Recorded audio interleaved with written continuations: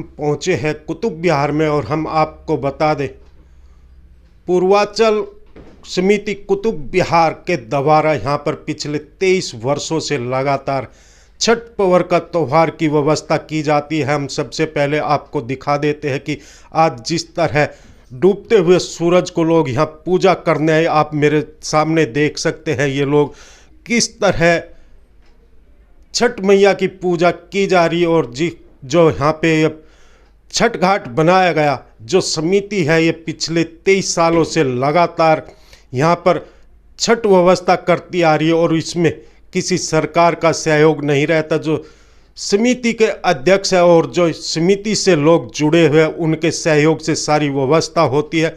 साथ ही साथ हम आपको यह भी बता दें कि डॉक्टर शैलेंद्र पांडे के द्वारा जो 75 वर्ष से ऊपर के बुजुर्ग लोग हैं आज उनको भी सम्मानित किया गया और साथ ही साथ यहाँ पर सांस्कृतिक प्रोग्राम का भी आयोजन किया गया। आप देख सकते हैं कि अब सूरज ढलने वाला है, किस तरह लोग जल में खड़े होकर सूर्य की प्रार्थना कर रहे। एक बार फिर मैं आपको दिखा देता हूँ कि जो यहाँ पर व्यवस्था की गई है, लगभग 30,000 के आसपास लोग यहाँ पर आए हुए हैं अपनी आस्था को लेकर। और आप तस्वीरों में देख सकते हैं कि जो छठ घाट है कितनी अच्छी व्यवस्था यहाँ पे की गई है। डॉक्टर शैलेंद्र पांडे जी की बात करें या उनकी समिति की बात करें, यहाँ पर अद्भुत नज़ारा देखने को मिलेगा। मैं आपको यह भी बता दूं कि शायद दिल्ली में कोई ऐसा छठ घाट होगा जितना बड़ा ये छठ घाट है, क्योंकि और जो यहाँ पे सुविधा दी जा रही ऐसी सुविधा आपको शायद कहीं मिलती होगी, क्योंकि लगभग दिल्ली के अंदर 1200 के आसपास छठ घाट बनाए जाते हैं, मगर इस छठ घाट पर अलग ही सुविधा रहती है। चलिए हम यहाँ पर मौजूद लोगों से बात करते हैं, उनका क्या कुछ कहना।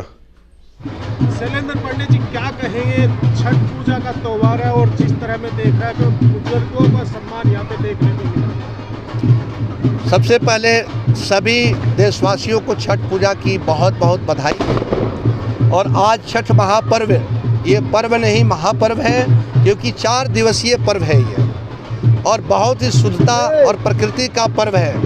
इसलिए मैं यही कहूँगा कि जिस प्रकार से बुजुर्ग हमें अपने गोद में माँ पिताजी, बुजुर्ग तो सबको एक दिन होना है, जिस प्रकार से माँ पिताजी का आशीर्वाद प्राप्त करके बच्चा बड़ा होता है और बच्चा आगे चलकर कुछ बनता है तो अपने माँ पिताजी को छोड़े नहीं, बुजुर्गों का सम्मान करे।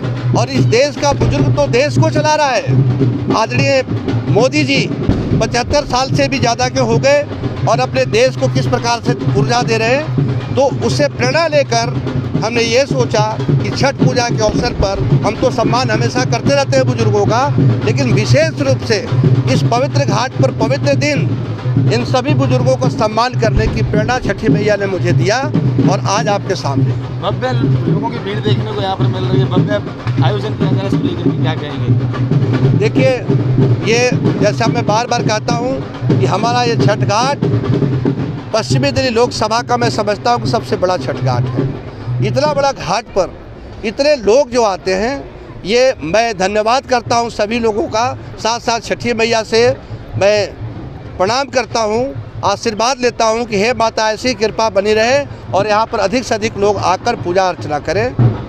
23 साल हो गए शैलेंद्र पांडे जी को इस तरह की व्यवस्था में, कहीं से कोई सहयोग मिलता है?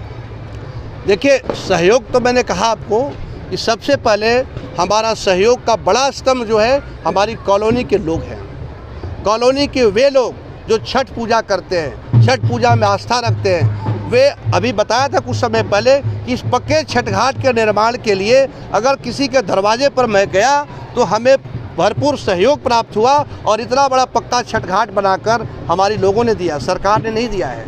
सरकार दावे करती है छठ घाट के नाम से कि हम इतना पैसा देंगे। ना। देखिए, सरकार दावा पैसा देने का नहीं करती है। सरकार ये कहती है कि हम व्यवस्था देने का प्रयास कर रहे हैं और करीब 1100 घाटों पर दिल्ली में सरकारी व्यवस्था मिलता है। सरकारी व्यवस्था का मतलब क्या हुआ?